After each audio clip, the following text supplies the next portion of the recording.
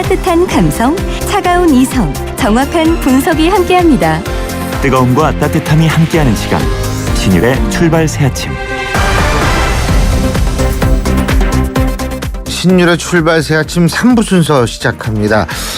오늘 3부에서는 작심 인터뷰가 준비되어 있고요. 역시 경제 소식 먼저 알아보겠는데요. 자, 오늘도 꼭 알고 가야 경제 뉴스로부터 3부 시작하죠.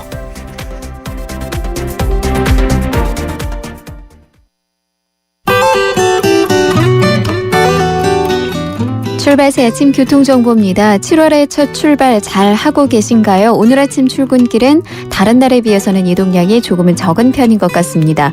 다행히 사고나 고장차 구간 없이 부분 정체만 나타나고 있는데요. 우선 통일로가 도심 방면으로 홍은 사거리 부근 잠깐 주춤하는 모습이고요. 도봉로가 미아역에서 기름역, 이어지는 동서문로가 기름교에서 성북구청 입구까지 더딘 흐름입니다.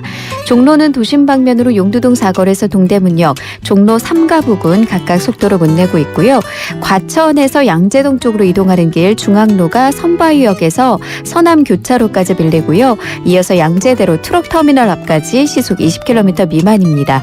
그 밖에 남부순환로 봉천역에서 사당역까지 차간 거리가 바짝 좁혀져 있습니다. 지금까지 출발 새 아침 교통정보 유보연이었습니다.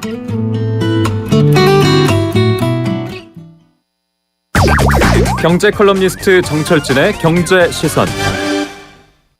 예, 경제 뉴스 알아보겠습니다. 오늘도 정철진 경제 컬럼니스트 전화 연결합니다. 나와 계시죠? 네, 안녕하십니까. 예, 안녕하세요. 네. 자, 중국 시진핑 국가주석이 3일날 우리나라에 오죠? 그렇습니다. 예. 네. 이거 경제계 쪽에서도 의미가 많을 것 같아요. 상당합니다. 정치 쪽 의전도 바쁘겠지만요. 실은 진짜 바쁘게 움직이는 쪽들이 대기업들이고 대기업 관계자들입니다. 예. 왜냐하면 이 중국 어마어마한 시장 아닙니까? 놓칠 수 없는 시장이었는데요. 근데 현재 잡혀있는 시진핑 주석의 일정이 1박 2일 상당히 짧습니다. 그래서 아마 면담은 삼성, 현대차, LG, 포스코 등 주요 그룹 총수로 제안될 예정인데요. 4일날 일단 대한상공회의소가 한중 비즈니스 포럼이라는 행사를 잡아놨습니다. 여기에 시진핑 주석이 오게 돼 있고 아마 경제인들과의 만남이 있을 것 같습니다. 그런데 포인트는 시진핑 주석도 주석이지만은 한 200명 정도의 중국 관리들 기업인들 같이 온다고 합니다. 그래서 이 대기업들의 속내를 보면은 시진핑 주석도 주석이지만 이들과 좀 인적 네트워크를 쌓아야 되겠다. 이 기회에. 이런 기회가 없지 않습니까? 그래서 아마 거기에 포인트를 맞춰 있는 것 같고 또 이번에 시진핑 주석 오면은 한중 FTA 급물살 탈 것 같습니다. 가장 큰 쟁점이 농수산물 이런 쪽인데 어쨌든 연내 타결에 강한 의지를 보이고 있어서 이 한중 FTA도 관건이 되겠습니다. 한중 FTA 맞아요. 그거 있었는데 지금 어떻게 협상은 계속되고 있죠? 알게 모르게 계속되고 있습니다. 2012년 5월 처음 시작을 했고요. 이 11차례 공직 협상을 했습니다. 이 한국은 중국의 제조업, 정보기술, IT, 서비스 시장 열어라, 석유화학 기계 열어라 이렇게 요구하고 있고요. 반면에 중국은 한국한테 농수산물 시장 열어라. 여느 FTA, 우리나라가 하는 FTA와 거의 똑같은 모습을 이제 보이고 있습니다. 근데 이제 중국은 한국 입장에서 4분의 1 넘게 기대고 있는 가장 큰 시장인데 최근 들어서 이 대중국 수출이 부진합니다. 그래서 업계에서 또 대기업 중소기업 할 것 없이 이참에 좀 한중 FTA로 난관을 극복하자. 다시 한번 대중 수출 좀 살리자 이런 주장이 있고요. 실은 중국도 한중 FTA가 필요합니다. 왜냐하면 혹시 TPP라고 환태평양 경제 동반자 협정 들어보셨습니까? 미국이 주도권 안 뺏기려고 아시아 쪽에 이제 여기를 해놓고 한국한테도 너네 TPP에 와라, TPP에 와 이러고 있는데 중국은 그러면 이제 한국을 뺏기는 거 아닙니까, 미국에. 그래서 중국도 좀 많은 거 양보할 테니까 한중 FTA로 우리 편에 와라. 이런 식으로 중국도 좀 안타까운 예전한 면이 있습니다. 그래서 이번에 이제 시진핑 주석 오고 양국 정상이 한중 FTA에 대한 강한 의지 보이면 정치적 타결도 가능하지 않을까, 연내 타결도 가능하지 않을까 이렇게 보고 있습니다. 근데요, 이 동부그룹은 어떻게 되고 있어요? 지난주에만 해도 굉장히 좀 급박했었던 것 같은데. 예, 지난주 저도 취재하고 이 시장 돌아가는 거 보면서 이거 힘들지 않겠느냐 봤는데요. 일단은 한숨은 돌렸습니다. 지난주까지만 해도 법정 관리 얘기 나오고 법정 관리밖에 없다 이랬는데 이 동부제철 쪽 채권단이 그러니까 자율협약을 가자. 그러니까 채권단 공동 관리로 가자. 그러니까 법정 관리는 아닙니다. 추진하는 방향으로 가닥을 잡았었고요. 동부제철이 어제 자율협약 신청서를 채권단에 제출을 했습니다. 이제 법정 관리 대신에 우리 한번 해볼 수 있겠다. 그래서 일부 보완 사안이 있긴 있긴 하지만 채권단은 이제 큰 틀에서 이걸 받아들여서 자율협약 쪽으로 이제 방향은 잡혀졌습니다.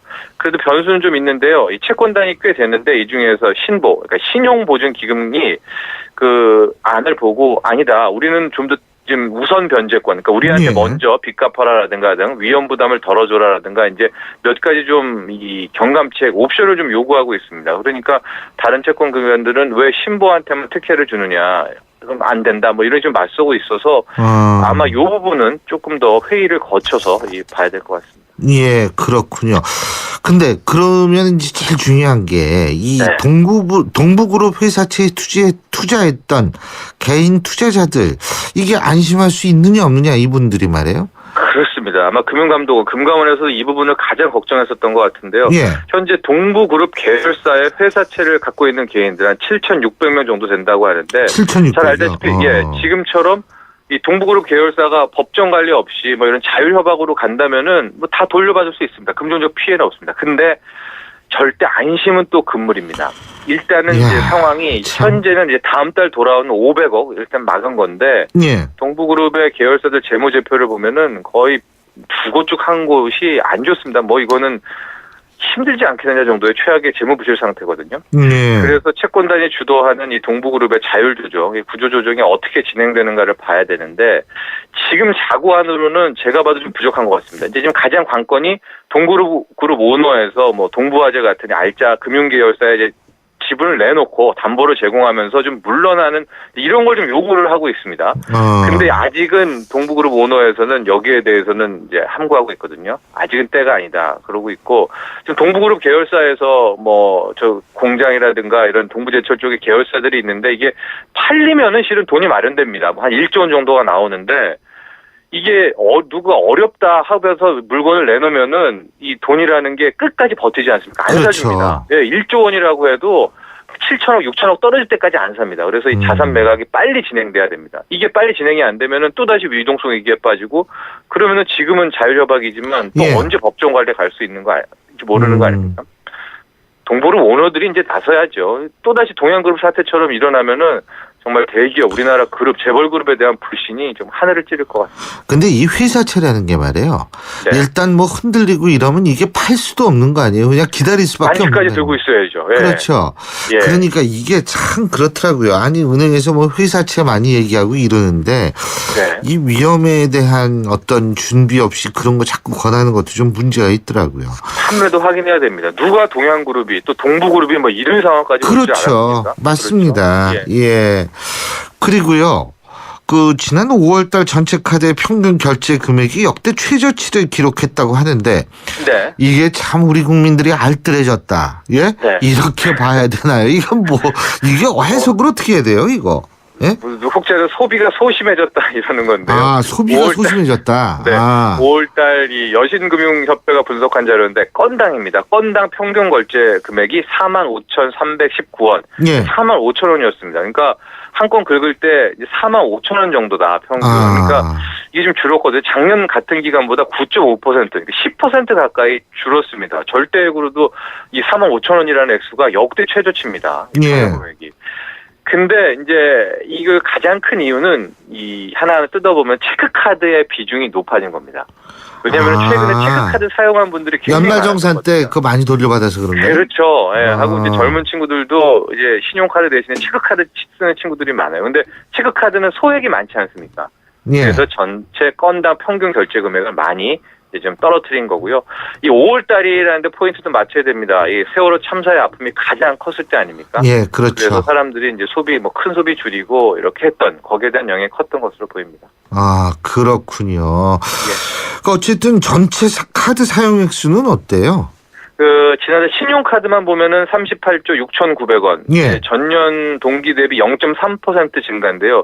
멈춰 있었다고 보면 됩니다. 이게 계속 늘어나는 건데, 이렇게 지금 거의 미미했던 증가율은 그만큼 5월 달에 우리 전체 국민들의 소비가 이제 침체됐었다. 예. 그 아픔을 전 국민이 함께 했다. 이런 예. 거 볼 수 있고요. 반면에 체크카드는 9조 4,700억 원. 전년 동기 대비 21% 늘었습니다. 사람들이 많이 체크카드를 쓴다 이렇게 보면 되고요. 업종별로는 콘도 업종 또 의류 관련 업종에서 카드 승인 금액이 아주 상대적으로 큰 폭으로 감소를 했습니다. 아, 역시 5월 달은 좀 힘들었던 한 달이었다. 소상공인분들도 많이 힘들었을 것 같아요. 그렇죠.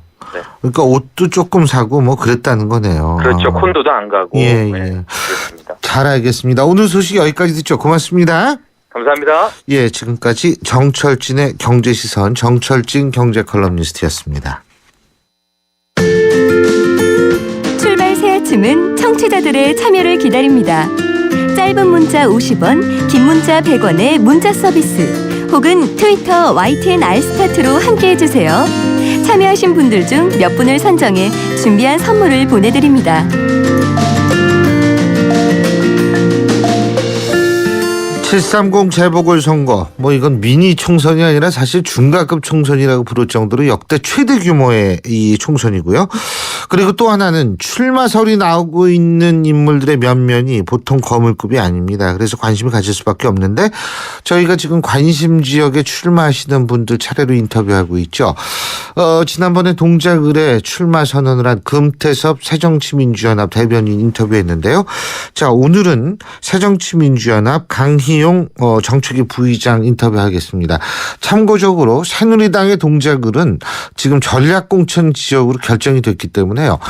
이쪽에서는 전략공천이 누가 되느냐? 물론 되면은 당연히 저희가 전화 연결해 보겠습니다.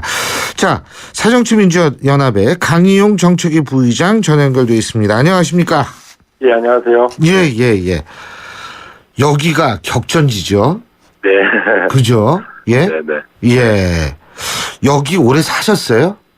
예, 저는 한 12년간 그 동작구에 좀 거주하고 있습니다. 아, 그렇군요. 네네. 근데 뭐 사실 국회의원은 꼭 여기 거주할 필요는 없죠. 법적으로는. 근데 네. 뭐 여기 오래 살면 좋죠. 근데 자, 지금 말이에요. 제가 좀 여쭤볼 게 네.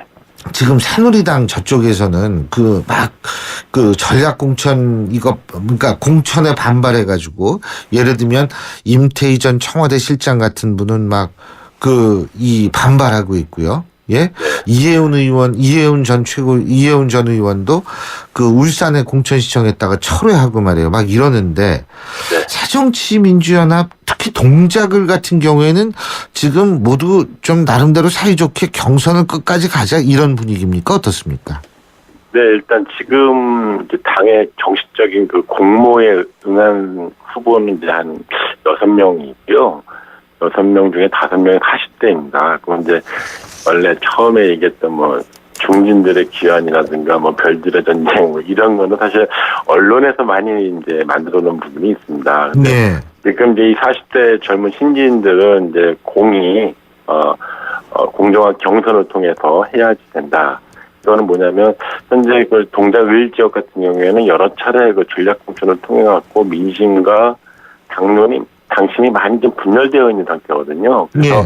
어떤 특정인이 와서 짧은 기간에 재보궐선거라는 특수성이 있는데요. 이 짧은 기간에 민심과 당력을 끌어모으는 거는 이렇게 쉽지 않다. 그래서 정당한 그 경선 절차를 거쳐야 우리가 승리를 보장할 수 있는 후보를 낼 수 있다. 이런 공감대가 지금 형성되고 있습니다. 진짜 형성이 됐어요? 네. 제가 왜 그러냐면 네네. 지난번에 금태섭 대변인하고 이렇게 인터뷰를 했을 때는 네. 그때는 경선 얘기는 별로 안 나왔던 것 같은데 제 기억으로는 전략공천 얘기 나오고 있지 않습니까? 지금 솔직하게. 네, 전략공천 얘기도 이제 뭐 당내에서 여전히 제기되고 있는 것인데요. 예. 그런데 이제 마찬가지로 이제 이 지역에 대해서 출마를 하는 후보들 입장에서는 이 지역에 대해서 누구보다 잘한다고 생각할 거 아닙니까? 이 네. 지역의 민심을 잘 알고 있는 후보들이 공히 그러한 의견을, 상당수가 그런 의견을 내고 있다면 그런 부분에 대해서도 당 지도부는 귀를 기울여야 된다 이렇게 생각하고 있습니다. 근데 지금 언론에 보도되는 바에 따르면은 만약 이 지역이 전략공천으로 되고 있다라면 특히 이제 안철수 공동대표의 측근 금태섭 대변인이 물망에 오르고 있을 경우에는 지금 다른 예비 후보자들은 탈당도 불사한다라는 기사들이 막 나오고 있거든요. 만약에 네. 전략공천하게 되면 우리 강희용 부의장도 무소속 출마도 불사하실 겁니까? 저는 그럴 생각은 없고요. 일단 당의 결정은 어떤 경우라도 존중되고 받아들여야 된다고 생각이 들고요. 예. 다만 그 결정이 이뤄지기 전에 충분하게 후보들의 이야기를 경청하고 반영되어질 수 있도록 하는 것이 또 하나의 어떤 공당으로서의 민주적 절차라고 생각합니다. 그래서 뭐 일각에서 얘기하는 뭐 아주 극단적인 선택을 한다거나 이런 것은 바람직하지 않다고 보고 있고요. 그래서 어찌됐건 당의 승리, 그다음에 당의 승리가 곧 새정치의 승리라고 하는 기본적인 기조와 관점을 가지고 임할 생각입니다. 근데 그 당의 승리, 새정치민주연합, 전 자꾸 이 민주당이라 그래요. 큰일이에요. 새정치민주연합의 당의 승리를 위해서라면 상대 당이 이제 그 새누리당에서 누가 나오느냐. 이게 만약 거물급이 나와버리면 지금 사실 얘기 나오는 게 오세훈 전 서울시장 얘기도 나오고요. 그죠? 네. 뭐 이렇게 김문수 전 지사 같은 경우에는 지금 안 나온다라고. 네, 사실 어제 사실상 안 나오시는 것처럼. 그렇게 뭐 소록도에 가서 봉사활동 얘기 갑자기 나오는 것 같더라고요. 네. 봉사도 좋죠. 근데 어쨌든 이게 만약 그 거물급 나오면 전략공천 해야 된다고 더 목소리가 커지는 거 아니에요? 그래도 예, 말씀하세요. 저는 오히려 거물 대 거물 혹은 뭐 강 대 강의 전략을 구사하는 것은 오히려 새정치민주연합이 질 확률이 더 높다. 오히려 서울에서 한 곳밖에 없는 재보궐선거에서는 저쪽이 거물이 나온다 하더라도 우리 쪽에서는 국민들의 진짜 숨겨진 열망, 지금 정치권에 대해서 바라고 있는 바를 상징하고 그것을 보여줄 수 있는 명분 있는 싸움을 해야 된다고 저는 봅니다. 그것이 세대 교체고 현재 정치 교체라고 하는 큰 흐름들이 있고 이런 열망들을 담아낼 수 있는 후보를 내야 된다 이렇게 보고 있는 거죠. 그래서 가령 저기서 오세훈 나온다고 해서 저희가 거기에 버금가는 후보들을 찾는다고 했을 때 사실 얼마나 있습니까? 그러나 당이 스스로 당의 내부적인 논리와 당의 내부적인 이번 선거를 바라보는 관점에서 준비된 후보들이 있어야 되는데 사실 그것이 좀 부족한 것은 사실이거든요. 네. 그럼에도 불구하고 강대강 싸움보다는 저쪽에서 강자를 내놓는다 하더라도 그거는 어디까지나 그 전체적인 이미지에서의 강자지 동작을에서의 강자는 아니거든요.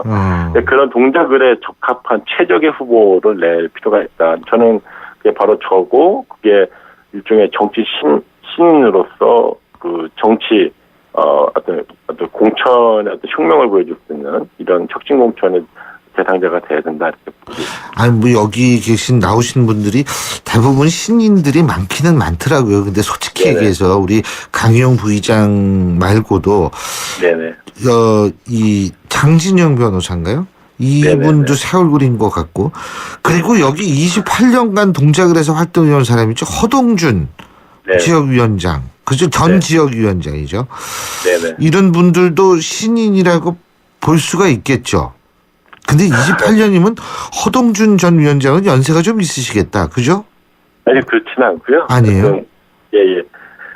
일단 뭐, 그분들 모두 이제 이 지역에서 또 오랫동안 거주하면서 또 실제로 생활정치를 해하셨던 분들이고요. 그래서 다들 뭐 정치 신인으로서는 뭐 충분한 자격이 있다고 생각합니다. 그런데 저는 오히려 정치 신진들 내에서의 어떤 경쟁력도 좀 필요하지 않겠는가. 나이가 젊다거나 혹은 뭐 유력 인사와 친분 혹은 뭐 TV에서의 어떤 유명세 이런 것이 어떤 새정치가 지향하는 어떤 인재 영입 방향하고 좀 다르다고 봅니다. 그래서 국민의 대표인 국회의원이 되겠다고 나섰다면 최소한 국민들에게 당장에 세울 수 있는 자신만의 어떤 검증된 컨텐츠와 스토리가 있어야 되겠다.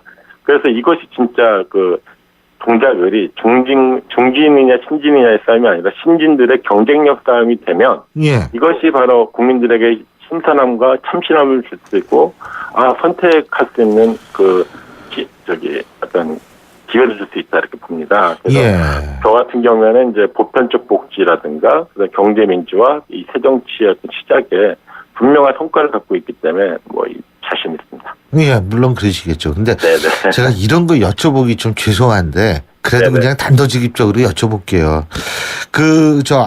금태섭 대변인은 안철수 공동대표의 측근이라고 사람들이 많이 얘기를 하지 않습니까?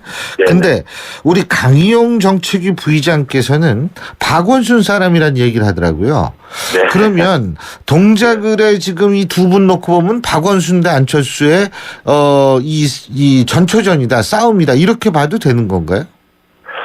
네, 억지로 이렇게 프레임을 만들 필요가 없고 일단 금태섭 대 강희용 대 금태섭이라는 구도가 저는 오히려 뭐 적대적인 경쟁 구도가 아니라 서로 상생하는 공생하는 경쟁 관계라고 보여지거든요. 그러니까 기존에 우리 새정치민주연합도 이제 뭐 안철수 박원순 안철수의 새정치가 국민들에게 희망을 주고 그다음에 그런 모습을 보여왔기 때문에 지금까지 쭉 이제 그 낮은 지지율에서도 지지율을 지속적으로 상승시켜 왔다고 봅니다. 그다음에 지방 선거에서도 좋은 성적을 어느 정도 서울에서 꽤 좋은 성적을 낸 것으로 보여지고요. 그래서 이것을 뭐 어떤 대립구도, 어떤 경쟁, 어떤 정제, 어떤 그런 경쟁적 구도가 좀 생산적인 그런 의미에서 좀 받아들여졌으면 좋겠다. 근데요, 솔직히 네네. 한 사람만 되는 거 아닙니까? 예? 그러니까 이게 뭐, 근데 지금 뭐 좋습니다. 근데 안철수, 박원순 두 분의 구도가 국민에게 희망을 줬다. 뭐 저는 네. 그 부인하지 않습니다. 뭐 아름다운 네네. 양보란 얘기도 과거에 네. 나왔었고, 저도 그 부분에 네. 상당 부분 동의하는 편이지만, 네. 근데 희망을 줬는데 왜 요새 안철수 대표의 지지율은 자꾸 떨어집니까? 그것은 이제 당 대표로서와 당 전체의 어떤 정치 혁신이나 이런 부분에 대한 과제들이 있고, 그다음에 어떤 개인의 문제도 있을 거라고 생각합니다. 물론 어떤 개인의 지지율이 그러니까 전체 다 정당의 지지율이 당 대표의 지지율로 전이되는 문제도 있을 것 같은데요. 어찌됐건 지금 상황에서는 지난 지방선거 때 다 보여주지 못했던 그 새정치, 진짜 새정치를 보여주셔야 될 때다. 이번 7월 재보궐선거가 그 첫걸음은 바로 동작을에서의 젊은 신진의 등용이라고 저는 봅니다. 예. 이런 자기 사람을 내서 또 하는 부분에 대해서는 상당히 부정적인 여론이 있는 것이 사실이고요. 예, 예. 그것이 결과적으로는 당 지도부에도 누가 될 거라고 봅니다. 그래서 당 지도부에서 지금 전향적인 어떤 사고의 전환을 통해 가지고 동작을 어떤 새정치가 시작되는 그런 시작점으로 삼는 그런 기회가 되었으면 좋겠습니다. 안 대표가 그러면 대표만 던지면은 지지율이 쭉쭉 올라갈 거라고 보시는 거군요. 아니죠. 아니에요? 그건 아니에요? 네네. 아니, 근데 지금 자기 사람을 낸다라는 것에 대한 부정적 여론. 광주시장, 지난번 지방선거 때 광주시장 말씀하시는 거예요? 그런 점이 이제 통상의 인식이죠. 네. 예, 그렇군요. 그러니까 이번에는 그런 무리수를 두면 안 된다. 이 말씀이시군요. 네네. 그죠? 그러니까 이제는 이제 진짜 새정치가 무엇이고, 이거 진짜 새정치는 결국 사람이 하는 거 아니겠습니까? 그래서 예. 어떤 사람을 내놓느냐, 과거의 연예인 같은 반짝 스타들을 영입해갖고 과연 어느 정도의 정치 발전을 이뤘습니까? 예, 예. 그래서 저는 제가 주장하는 바도 다 맞다는 것은 아닙니다만 일단은 예. 당에서 실무부터 실제 의정 활동까지 쭉 경험한 인재들이 있다면 그 사람들을 우선적으로 키우는 것이 당이 수권정당으로서의 변모하는 길이다. 수권정당으로 가는 그런 과정에서 국민들의 신뢰와 신망을 얻어야 그 당의 지지율도 올라가는 것이고 실제 집권의 가능성도 높아진다고 봅니다. 마지막으로 간단하게 그 야권연대 노회찬 전 정의당 대표도 동작을 출마하는 모양이던데 야권연대 필요하다고 보세요? 야권연대는 이제 사실 뭐 19대 총선 자체가 야권연대로 이뤄졌죠. 예. 그래서 저는 개인적으로요 노회찬 전 대표께서 지난해 2월에 그 삼성 엑스파일로 의원직이 상실됐잖아요. 예. 그래서 그해 4월달에 보궐선거가 열렸을 때 민주당은 그때 당시 민주당이었죠. 19대 총선에 어떤 야권연대 정신을 이어받아서 무공천해야 된다고 제가 개인적으로 주장을 했던 사람이에요. 그래서 그런 관점에서 본다면 노회찬 전 대표께서는 노원이 아니라 이 동작을에 출마하는 것은 이렇게 바람직하지 않다라고 보여집니다. 다만 이제 어떤 정의당이 이제 출마하려고 하는 것은 어떤 예. 진보적 의제나 가치에 대한 문제라면 제가 그동안에 맥쿼리를 해결을 하고 친환경 무상급식을 실현을 하고 비정규직 정규직 전환을 실시하는 구체적 성과를 갖고 있는 사람으로서 알겠습니다. 적임자다 이렇게 보고 있습니다. 그냥 궁금해서 여쭤봤는데 지난번 그쪽 동작을 지역에서 박원순 시장 득표율이 어떻게 됐었어요? 정몽준 후보보다 한 14% 정도 더 높았습니다. 그렇군요. 네. 잘 알겠습니다. 오늘 말씀 여기까지 듣겠습니다. 고맙습니다. 네, 감사합니다. 지금까지 동작을의 출사표를 던진 새정치민주연합의 강희용 정책위 부의장이었습니다. 우리 수학 성적이요? 당연히 걱정 없죠. 그렇다면 수학 실력은 어떨까요? 지금 아이의 수학을 진단해보세요. 정확한 진단과 처방이 진짜 수학 성적을 만듭니다. 스스로 수학. 신율의 출발새 아침 3부 순서는 여기까지고요. 잠시 뒤 4부에서 뵙겠습니다. 대한민국 사장님들, 이보영이에요. 사업하면서 힘든 일 참 많으시죠? 이젠 노란 우산 공제 꼭 챙기세요. 갑작스레 소나기가 와도 우산 하나 챙겨놓으면 걱정 없잖아요. 소득 공제는 물론 복리 이자에 목돈 마련 저축도 되고 법으로도 보호되니까 노란 우산 공제 하나면 마음이 든든. 50인 미만 소기업, 10인 미만 소상공인 사장님이라면 누구나 가입하실 수 있대요. 창업할 때 가장 먼저, 사업할 때 가장 가까이. 참 든든한 동행, 노란 우산 공제. 이 캠페인은 중소기업중앙회와 함께합니다. 올여름 역사와 전통이 있는 영국 최고의 교육도시 옥스퍼드에서 품격이 다른 영어 캠프를 만나보세요. YTN 라디오와 ABC가 주최하는 영국 주니어 영어 캠프는 자녀들의 영어 실력을 한 단계 끌어올려드립니다. 캠프가 끝난 뒤에는 프랑스와 스위스, 이탈리아의 문화유적지를 돌아보는 현장 학습의 기회도 누리실 수 있습니다. 영국 옥스퍼드에서 체험하는 주니어 영어 캠프. YTN 웹사이트나 서울 전화 723-0550, 723-0550에서 확인하실 수 있습니다.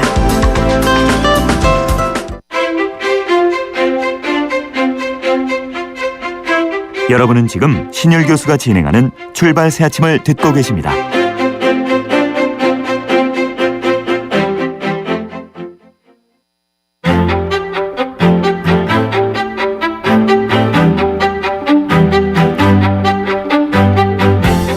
역사 속에서 오늘을 찾는다. 세대와 시대의 봉우리를 넘어 세시봉.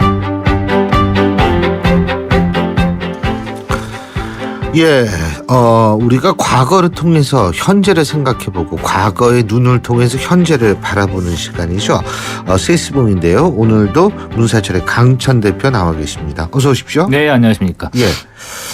지금 시진핑 중국 국가주석이 3일이니까 내일 모레죠. 모레. 예. 자, 내일 모레 오는데 이 시진핑이 굉장히 고생도 많이 한 사람이죠, 이 사람.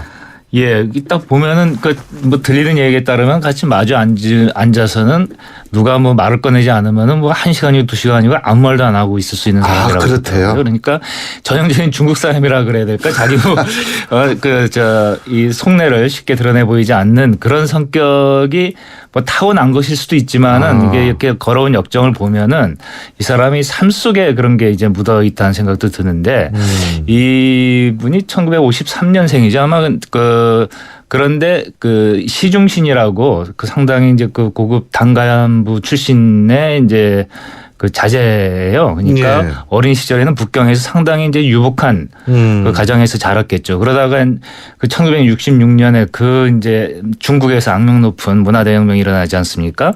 이 문화대혁명이라는 게 이제 마오쩌둥이 당권에서 밀려나 있을 때 이제 인민들을 동원해 가지고 대대적인 이제 중앙에 대한 공격을 시도했던 거였는데 이때 물론 이제 시진핑의 아버지도 말하자면 이제 숙청당에서 자리에서 물러납니다. 그러면서 실현이 시작되는 거죠.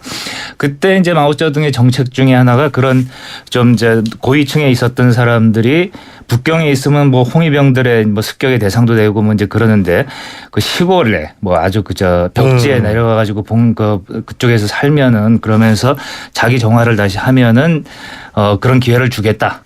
여기서 이제 처벌을 받거나 그러지 않고 시진핑도 그런 길을 택했다고 합니다. 그런 시책이 있으니까 그럼 나 시골에 내려가겠다라고 해가지고 10대 어린 나이에 지금 연안 지역이죠. 연안이라면 왜 이제 중국 공산당 연안 대장정 맞습니다. 알려져 있는 저 서안 북쪽에 있는 곳인데 그거 아주 황토 고원지대거든요. 그야말로 황사가 내려 쌓여가지고 고원이 되고 거기에 그 황토에다가 굴을 파가지고 들어가서 사람들이 살고 그런 아주 벽지 산간인데 이런 데서 그 유복하게 살던 소년이 뭐 오죽했겠어요. 그때 가서 사는 게 기가 막히죠. 또 이제 손에 손에 물이나 묻혀봤을지 모르겠는데 가가지고 농사 짓고 그러고 하려니까 그 심지어는 이제 개도 무서워가지고 그렇게 집 바깥으로 못 나가고 그랬다 그러더라고요. 그래서 개를 싫어하네요. 전 개 좋아하는데. 아마 이제 그게 뭐 익숙하지 않으면은 뭐 개가 무섭죠. 뭐 짓고 그러면. 그런데 그래서 이게 도저히 못 살겠다 싶어가지고 여기서 이게 탈출도 시도했다 그러더라고요. 여기서 내가 못 살겠어. 도망가겠. 그러다가 그런데 이제 갈 데가 없지 않겠습니까? 북경으로 돌아온다고 해도. 그래서 이제 단단히 마음 먹고 그 지역 사람이 되기로. 그래가지고 한 뭐 7년 지나니까 이제 완전히 그 시골 사람이 돼서 뭐 얼굴도 구릿빛으로 되고 그냥 그 동네에서 10만 먹는 청년으로 이제 성장을 해서 때마침 이제 문화대혁명도 끝나가고 뭐 이럴 때 그 시골 지역으로 가령 이제 공산당의 무슨 그 입당 TO 같은 게 있을 거 아닙니까? 이 지역에서 뭐 몇 명이다 그러면 저걸 내가 해야 되겠다라고 해가지고 한 10번을 미끄러졌답니다. 그런데도 뭐 이건 7.8기도 아니고 뭐 10번을 미끄러졌는데도 계속 도전을 해서 결국 이제 그 TO를 자기 걸로 이제 꿰차고 해서 이제 출세가도를 걷기 시작했죠. 근데 이분은 한 가지 이제 장점이 그런 어떤 그 시골에서 고생했던 그런 그 경험이 있어서 그런지 그 중앙에 들어가지고 우리로 치면 이제 서울의 뭐 중앙 그 행정 관료로서 뭐 탄탄대로를 걸을 수도 있었는데 일부러 자기가 원해서 지방으로만 돕니다.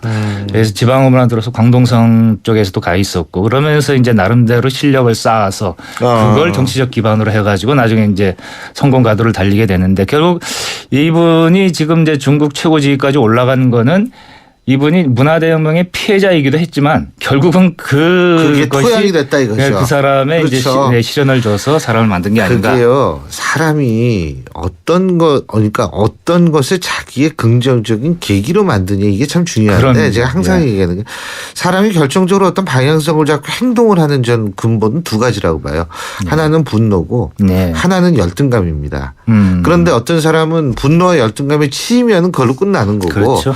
이 분노와 열등감을 자기가 움직일 수 있는 에너지로 만들면 성공하는 건데 시진핑이 바로 이제 그런 스타일이 아닌가 이런 생각이 드는데 만만한 사람은 아니라는 거죠. 그렇죠.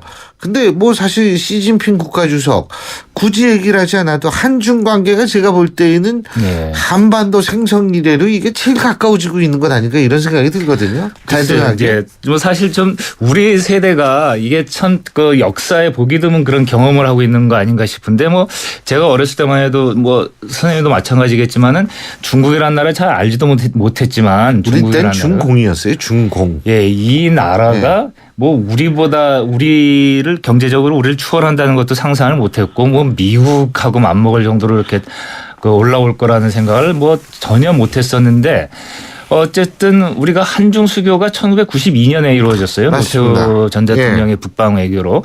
그런 지 지금 22년이 지났는데 이러는 동안에 처음에는 우리가 사실 중국을 굉장히 우습게 여겼죠. 그냥 뭐 이렇게 저임금으로 거기 가서 이제 돈 벌 기회를 제공해 주는. 근데 우리는 사실 솔직히 우리 주위 국가를 다 좀 우습게 보는 그 습관이 있죠. 일본도 우습게 보고 중국도 우습게 보고 일본은 뭐 우리가 우습게 본다기보다도 하여간 전 세계에서 일본을 좀 이제 삐딱하게 보는 나라는 우리나라밖에 없다고 그러는데 깔고 보잖아요. 근데 뭐 그거의 역사가 그러니까. 역사가 그런데 아무튼 현실적으로도 경제적으로야 우리가 훨씬 앞서 있다라고 생각했던 그게 불과 한 10여 년 사이에 그냥 하는 사이에 지금 이제 획 바뀌어서 거의 이제 세계 초강대국을 바라보는 그런 입장이 됐는데 이제 저희 주변에서는 농담 삼아 그런 이야기도 하죠. 이게 유사 이래로 말이에요. 그러니까 뭐 한국과 중국이라는 이제 나라의 토대가 생긴 수천 년 전서부터 지금까지 한국이 중국을 좀 우습게 여겼던 유일했던 한 20년? 이게 이제 끝나가고 있는 거 아니냐.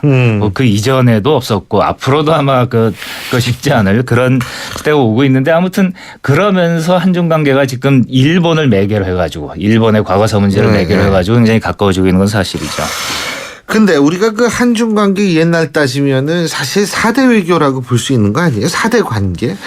지금은 조금 그래도 대등하다고 볼 수가 있는데 옛날엔 4대 관계로 볼 수 있는 거 아닙니까? 지금은 이제 국민 국가라는 것이 기본적인 그 이제 외교 관계의 틀이 되어 있으니까 어느 나라나 일단 동등하다라고 형식적으로는 인정이 되는 관계인데 조선시대까지만 해도 그 틀이 그렇지가 않았죠. 큰 나라가 있고 작은 나라가 있다라는 것을 현실로 받아들이는 그런 분위기였는데 특히 동아시아가 그랬던 것 같아요. 그러니까 가령 저쪽 서쪽에 로마 제국 같은 그 강대한 국가, 페르시아 제국 뭐 이런 나라들이 있으면 이런 나라들은 주변 나라들을 그냥 힘으로 다 먹어버리는데 지금의 식민지처럼 중국은 특이하게도 중국이 이제 모든 시대에 다 그랬던 건 아닌데 가령 당나라 같은 때는 막 제국적인 그런 그 위세도 부렸는데 유교가 좀 그 유교를 갖다가 좀 국시로 삼았던 그런 왕조들의 경우에는 주변 나라들을 그 침략해서 정복한다기보다도 나를 큰 나라로 인정해주면 우리 이제 이렇게 그냥 평화롭게 지낼 수 있다 이런 식의 사대 관계를 이제 그 제시를 했던 것 같아요. 전제는 자기들을 중심으로 두는 거겠죠. 그런데 이 사대 관계도요 보면은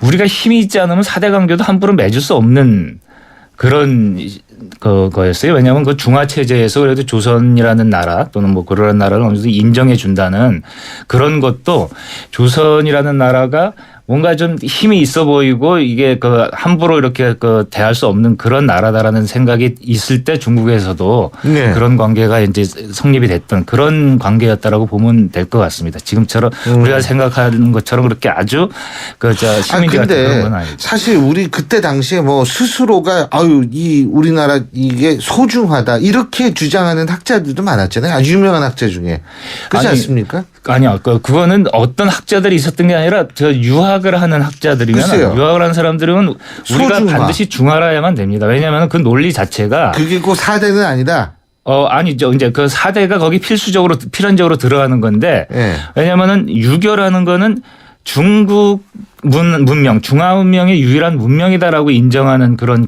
신념 체계잖아요. 예. 그러면은 이 중화 문명을 받아들이거나 아니면 오랑캐로 남거나 둘 중에 하나니까 예. 우리도 중화가 돼야 되는 거죠. 그럼 우리가 문명 국가라면은 그러니까 이 중화 체제에 우리가 들어간다라는 것을 자랑스럽게 여기는 그런 이제 신념 체계였고 따라서 중국과 이제 우리가 그런 어떤 이제 그 서열 관계를 맺고 있긴 하지만 우리가 문명 국가이기 때문에 그 체계 안으로 들어간 거고 따라서 일본이나 여진이나 주변 다른 나라에 비해서는 우리가 월등하다. 우리는 그래도 이제 그 2등이긴 하지만 이제 문명 국가다라는 그런 이제 그 사고 방식이에요. 그러니까 이렇게 볼 수 있는 거죠. 우리가 중국을 넘어서지 못하지만 적어도 2등은 된다. 이런 이제 사고방식이 소중화 의식이라고 볼 수 있겠습니다. 그렇군요. 근데 그럼에도 불구하고 사실은 중국에 대한 끊임없는 도전이 사실 있어 왔지 않습니까? 그렇죠. 제가 이제 제 생각으로는 바로 그런 도전이 있었기 때문에 그나마 그 시기에 스스로 이렇게 문명 국가로 자부하면서 자신의 자존심을 이렇게 일궈 나갈 수 있었던 것 같아요. 예를 들어서 얼마 전에 끝난 뭐 정도전이라는 드라마가 있는데 거기서도 보면 이 정도전이라는 사람이 요동정벌 그러니까 중국에 도전을 하려는 그런 시도를 하고 막 군사들을 모아가지고 훈련을 시켜요. 이게 진짜 중국과 맞서려고 하는 것이었는지 아니면은 이방원이라든가 이런 왕족들을 좀 제압하기 위해서 그들의 사병을 이제 이렇게 없애기 위한 그런 방편인지 모르겠지만 이런 걸 시도했던 사람들이 대개는 이제 정권을 잃죠. 우리 안에서. 그렇지만은 그런 시도들 그 이전에 고려 말에 이제 최영 장군도 요동정벌을 시도를 했다가 이성계한테 당하고 이런 것들이 있어서 이 조선이라는 나라가 이게 만만치 않구나라는 그런 인식이 있은 다음에야 이제 그 조공책봉 관계의 이런 이제 그 관계가 그것도 어렵게 맺어지는 거였거든요. 그러니까 이를테면 조공을 바치는 나라에 대해서는 중국에서는 보통 한 그 3배의 그 선물을 줘야 된다고 하니까 경제적으로도 사대 관계가 나쁜 것만은 아니었던 것 같아요. 그래도 이게 참 근데 어쨌든 지금 사방에서 이 민족주의가 일어나고 있지 않습니까? 일본도 그렇고 사실 중국 같은 경우에 중국 민족주의를 우리가 중화주의라고 그렇습니다. 사실 부르는데 이러고 지금 이래가지고 사람들이 이거 굉장히 지금이 구한말 같다 이런 얘기도 하고 또 다른 한편에서는 27세기 명청교체기 이 조선과 지금 현재 우리나라를 비교하는 시각도 있는데 어떻게 보세요? 그럼 이제 명청교체 특히 그거는 그 같은 명지대에 계신 한명기 교수가 그런 이제 병작을 한 책도 써서 그거를 저는 그분 전공이 그거지 몰랐네. 그렇습니까? 이제 그런 걸 보면은 이게 외형적으로는 비슷해 보입니다. 마치 이제 미국이 좀 지는 강대국이라면은 중국이 떠오르는데 우리는 미국의 전통적인 우방 아닙니까? 그런 것처럼 당대는 명나라가 이제 지고 있었고 청나라가 떠오르고 있었는데 조선은 명나라의 전통적인 우방이었기 때문에 끝까지 명나라 편을 들려고 하는 그 사대부들의 성향이 있었죠. 그런데 광해군은 그런 것보다는 이제 이 그 균형을 맞추는 것이 중요하다라고 생각을 해서 청나라와 명나라 사이, 그러니까 당시는 후금이었는데 둘 사이에서 균형 외교를 펼쳤다.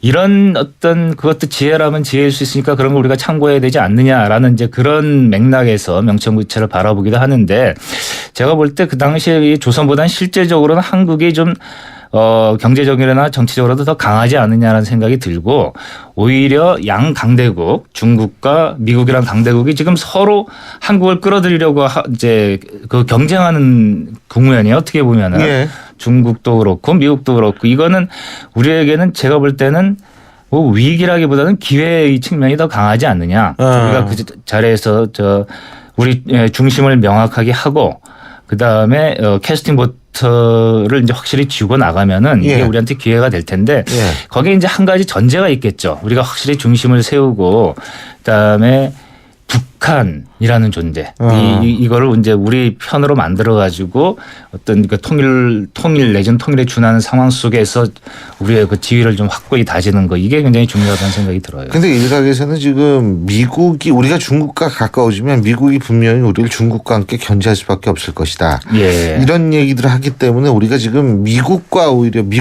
하고도 굉장히 신경을 많이 써야 된다. 예. 미국에 오해를 사지 말아야 된다. 이런 얘기들을 많이 하거든요. 어떻게 보십니까? 그러니까 그거가 바로 제가 이제 그 역사를 볼 때 이 균형 감각인 것 같아요. 그러니까 우리는 그 중국과 미국이 서로의 편에서 우리 이제 한국을 자기 편으로 끌어들이려고 하는 그런 이제 그 국면에 처해 있는데, 우리가 왜 브루스 커밍스라는 학자가 이런 얘기를 했거든요. 그러니까 한국이라는 나라가 지금 유럽 어디에 가 있으면 결국 작은 나라로가 아무도 안 볼 텐데, 이게 하필이면 중국처럼 큰 나라에, 그것도 수천 년 동안 세계 최강대국이었던 나라에 이제 끄트머리에 이렇게 코딱지처럼 붙어 있어가지고 이게 작아 보이는 거지. 사실은 굉장히 옛날부터 강한 나라였고 지금도 충분히 강할 소지가 있는 나라이기 때문에 그 미국도 그렇고 중국도 그렇고 우리가 어느 쪽도 가볍게 여겨서는 안 되지만 어느 쪽도 눈치를 볼 그런 입장은 아닌 것 같다. 그리고 예를 들어서 지금 중국 주변에 있는 여러 나라들이 대개는 그 중국과 사이가 안 좋지 않습니까? 되게 베트남도 그렇고. 근데 그런 거를 우리가 이렇게 봤을 때 가만히 보면은 다 자신들의 국익을 위해서 나름대로 주체를 세워서 그렇게 하는 측면이 있단 말입니다. 우리도 어느 쪽에 눈치를 이렇게 본다기보다도 우리 이익에 준해서 그 양쪽을 오히려 좀 적당히 이렇게 견제하고 균형을 맞추려는 그런 노력이 필요한 것 같은데요. 그런데 사실 이제 그게 외교에서 얘기하는 등거리 외교인데, 이 등거리 외교라는 게 이게 굉장히 힘들어요.